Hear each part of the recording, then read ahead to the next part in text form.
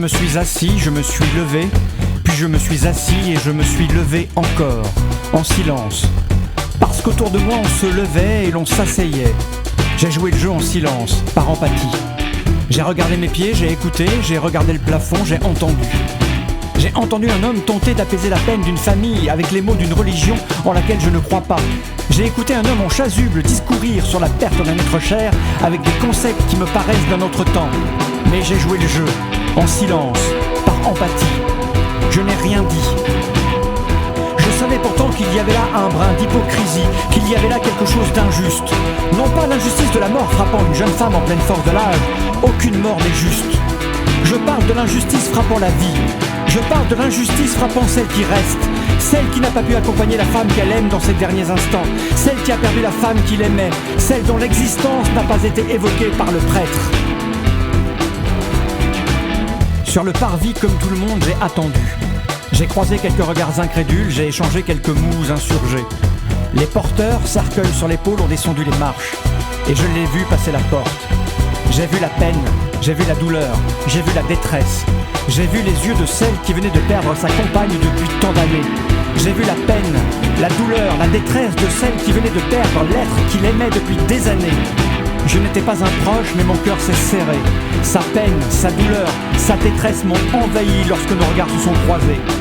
Il y a eu les accolades. Je n'étais pas un proche, mais on s'est pris dans les bras.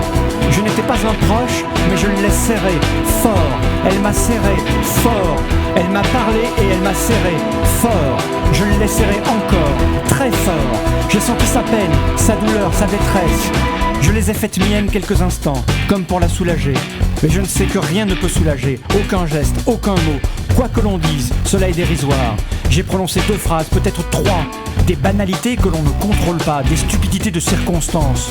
Je n'étais pas un proche, mais ces quelques secondes passées dans les bras d'un de l'autre m'ont profondément touché. J'ai ressenti une infime partie de sa peine, de sa douleur, de sa détresse. J'ai ressenti son amour désemparé. Nous avons marché vers le cimetière. Il y a eu des plaisanteries, il y a eu des sourires. La vie s'installe partout où il y a de la place. Mais la tristesse, la douleur et la détresse sont apparues très vite. L'inhumation est un moment difficile, et il y eut ce geste que nous étions nombreux à ne pas envisager, celui d'un père prenant la main de la compagne de sa fille, celui d'un père unissant sa douleur à la douleur de celle qui aimait sa fille, à la douleur de celle que sa fille aimait. Et puis il y a eu ce geste que personne n'attendait, celui d'un homme sorti de la foule pour prendre la parole que l'on tendait au public. Il s'est approché doucement, dans un silence assourdissant. Il a fait part de ses condoléances à la famille, doucement, puis il a exprimé ses sentiments les plus profonds à la compagne. Le mot était prononcé, enfin. L'homme est retourné dans la foule, doucement, et sans doute sous le choc de son acte, s'est assis, non loin de moi. Alors doucement, je l'ai remercié pour ce qu'il venait de faire. J'ai fait la queue comme tout le monde et j'ai lâché des pétales sur le cercueil, parce que cela se fait. Au bout de la travée, il y avait la famille, il y avait la compagne, il y avait les accolades, il y avait la peine, il y avait la douleur. Je n'étais pas un proche, mais quand des bras s'ouvrent, quand des bras attendent du réconfort, on se doit d'ouvrir les siens. Alors j'ai ouvert mes bras et j'ai serré fort. J'ai dit une phrase, peut-être 2, des banalités. Et j'ai senti la peine m'envahir, j'ai senti la douleur, la détresse. Je les ai senties miennes l'espace d'un instant, comme si l'amour que j'avais pour les êtres qui nous sont chers entrait en résonance avec celui en détresse de Maëva. J'ai senti l'espace d'un instant que s'il est difficile de perdre un être que l'on aime, il est sans doute encore plus dur de perdre l'être qui nous aime. Qu'il est dur de perdre l'être qui nous aime.